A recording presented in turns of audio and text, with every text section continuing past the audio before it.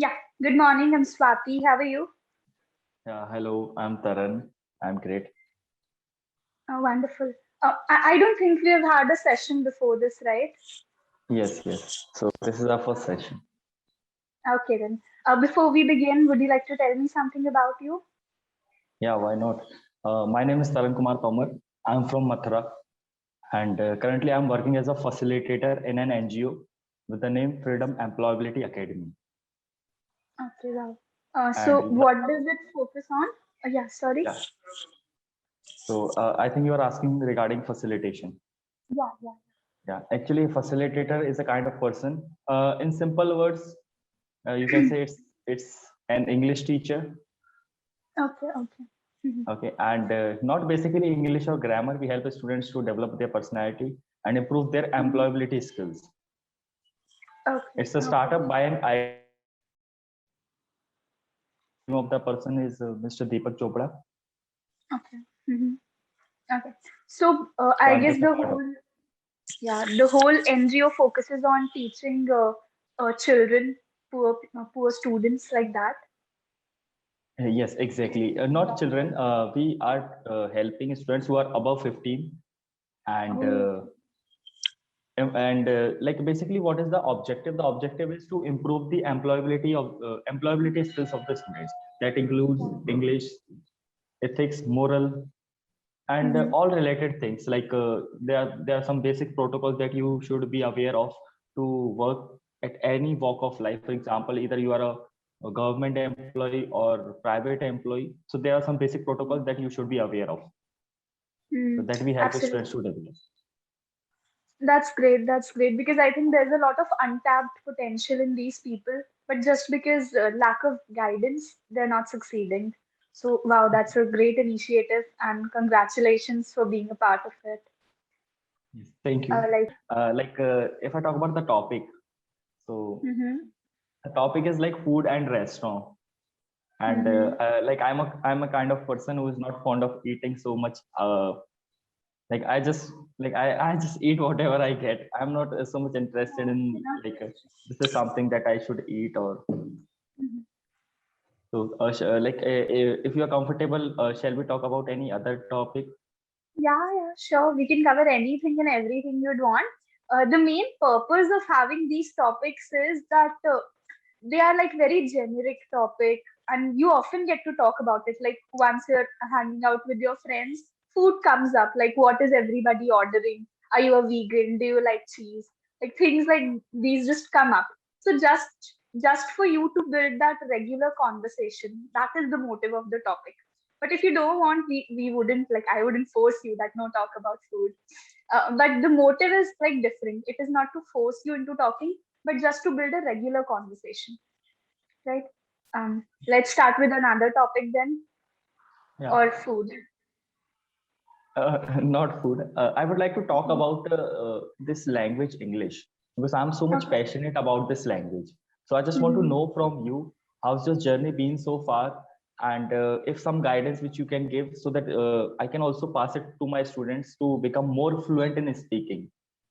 Sure, sure, sure. Okay. So, like, what my journey has been, it's always the exposure that I receive.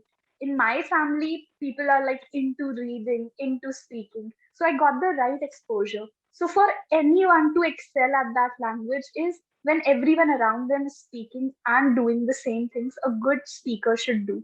Whether it is reading novels, reading articles, reading newspapers, reading anything. If people around you are doing that, you would automatically fall into doing it, whether it is peer pressure, imitating, or anything. You will start doing it. So the habit builds from your surrounding. Apart from that, never miss out on any opportunity. Like many a times it happens that whenever we are in public settings, somehow we are afraid. Whenever you're in a group and people ask you that please open up, tell us your opinions, we always shy away. We have a lot of things to say, but we're nervous, like no, I don't want to say that in the public. Never miss out on that. Don't be afraid of making any mistake. Always step up, always present your opinions. Apart from that, like my journey was good because I was interested in reading and writing. So if your students are not interested in that, they'll just have to do it like a routine lifestyle process. But if they are into reading and writing, start reading your favorite genre. If it's fiction, non-fiction, get the books wherever you can. Download the books if you cannot buy them. Just read.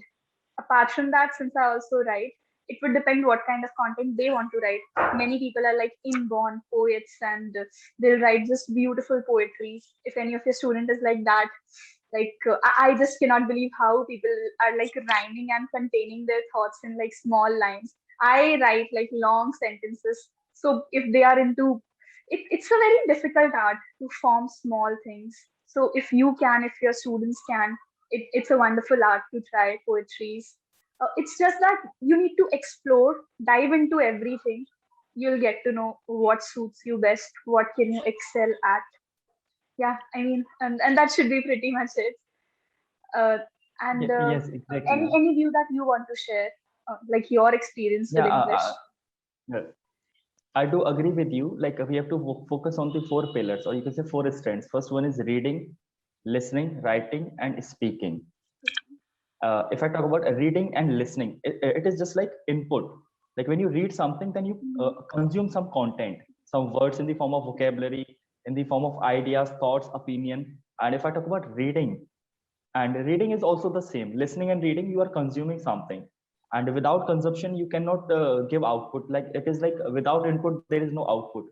So reading and listening Exactly. is like this. And if I talk about writing, writing is a way to express yourself, and same way Mhm. same goes with speaking. So I have True. also heard this thing that people have good communication skills, Mhm. and they can show by their writing skills. So if the Mhm. person is good at writing, so that does not mean that like, and the person is not comfortable in speaking, we cannot say that the person does not have good communication skills. Like for example, editors, they don't often write, but their communication skills are on the next Mhm. level. So this is what True. I believe. And yes, Yeah. I do agree that the thing which you are talking about, environment. Environment is very important. And in our NGO, we provide 100 minutes classes. And during those classes, we are very strict with this thing that nobody will speak even a single word of Hindi. Yeah. Actually, the objective is like we don't want that. Like we are also Indian, we also love to speak in Hindi. Mhm. But what happened when you start speaking in Hindi, one word or two word, then it start affecting the environment. So we have maintained such an environment that everyone should only speak English and promote English. Whenever like I still like every day I feel this thing that whenever somebody is speaking in Hindi, so students Mhm. start laughing because they are not comfortable with Hindi at FEA. So Mhm. this is a kind of environment which we have, you can say, which we are maintaining. So Mhm. yes, environment is something that plays a very important role in learning any language. Absolutely. Absolutely. Once you have piqued your interest in that language, it is a magical language. You can do anything you want. Uh, Always exposing your feelings in some way, a way to provide an outlet, as you said, the output here, right? Yes, exactly. Okay, then. Yes, let's do any extempore topic, shall we?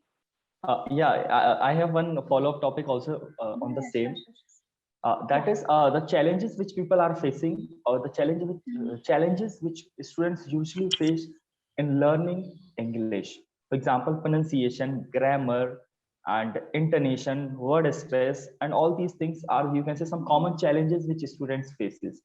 Yeah, yeah. And so I just want to know about you. What are the challenges that you have faced while learning a language, or some common challenges which students usually face, and how to overcome Mhm. from them? Hmm, absolutely. Okay, then. So for me, it was never like I faced any particular challenge with anything because since the beginning, it was an environment. So just like we practice Hindi, so usually Hindi is something where people usually face problems with matraएं, the matra that we use. Yes. Uh, if we're saying that in English, the tricky part is where there are rules in the grammar, exceptional rules in the grammar, because the rules are unique. Like sometimes we always say that we will never use were with I. I is always used with was, right? This is the grammar rule. But if we're talking about a situation, a hypothetical situation that could have happened, in that case, we do use were. If I were you, I would go to the market. So when these kind of rules change, when you cannot follow one certain rule, I guess that's the struggling part.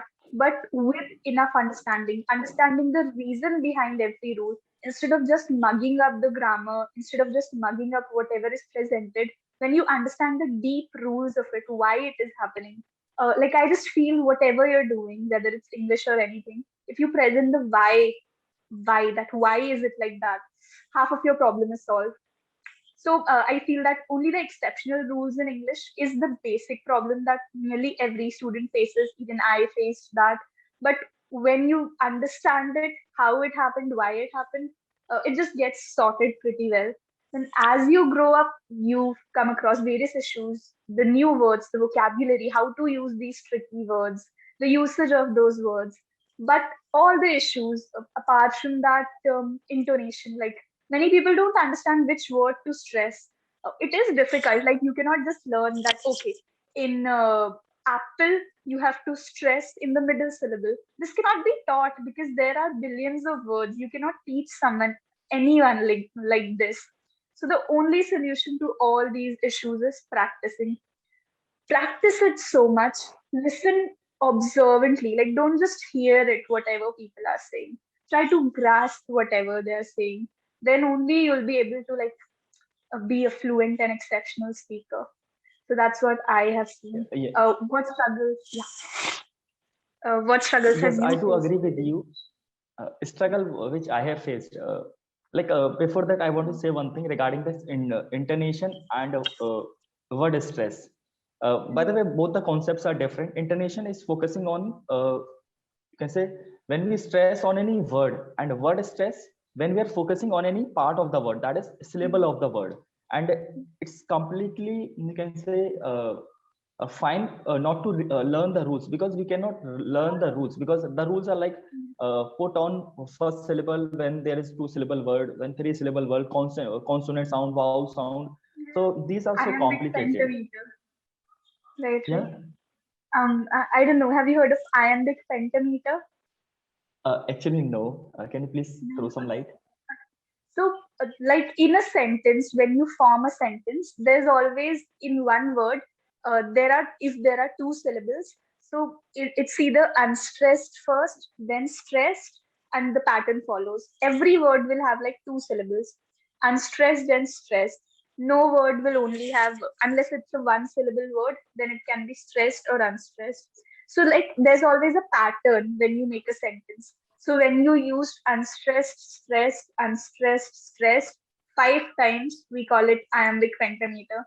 So this is something that I can tell you, I can teach you. I cannot teach 15-year-old students about this Yes, exactly. unless they have an English background. So Exactly. yeah, as you mentioned, we cannot teach these rules. Yes, Yeah, and please continue. coming back to the question which you were asking, that the challenges which I faced.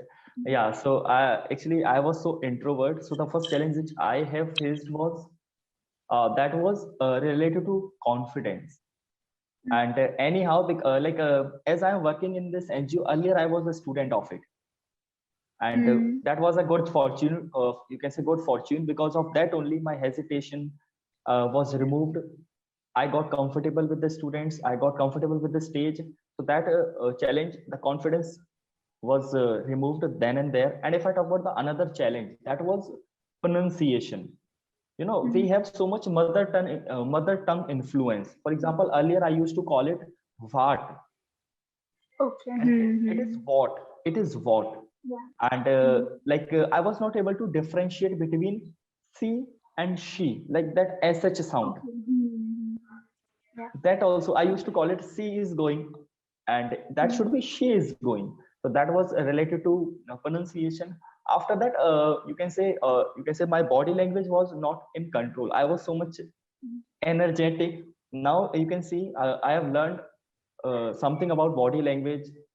Mm. Like I have taken some workshops also, Mm. what is the right posture. You should not lie on your Mm. left or on your Yeah. right. You should stand in power posture, like my hands. I hope you can see Mm. this is power posture. And you should Yeah. show palm to your audience. So these things I have learned, Mm. and these were quite challenging to work on your body language, because we are habitual of it since childhood. Mm. So these were some True. sort of challenges which I have faced, and I am damn sure that there will be so many challenges, because this is a learning process. We will keep on learning. Yeah. Challenges will come. Challenges will go. Mhm. Recently I get to know that we have 44 sounds in English. Okay. Mhm. And after that I get to know that my a sound is not correct, that I have Okay. improved with the proper Mhm. articulation. So challenges are, you can say, they will definitely come. The more you dive into the this language, the more Mhm. challenges will be there. So but I am Mhm. ready, more confident from before. Absolutely. Like the journey that you mentioned, especially the pronunciation errors, I feel you've come a long way because I could not see the hint of that error in this discussion today. So definitely you have worked upon it. Okay. Now I would wrap up the session because you did mention constructive criticism is what you're waiting for. So let's do that. First of Yes, all, I'm ready. the sentence structuring is good. That's something that I feel was wonderful throughout. Apart from that, one more thing that we can work now is the fluency that you're maintaining. Like if you're listening all in all, like then the fluency is perfect. But you might see that sometimes there are a few pauses which are not required there. So somehow fluency should be maintained where we are presenting like a perfect speaker to the audience, if we are reaching towards perfection. Otherwise you're a good speaker, right? You'll feel that okay, I'm doing everything good. Now we're just going from good to perfection. That's why that part, that the fluency, yeah. I do agree with you that we all need improvement.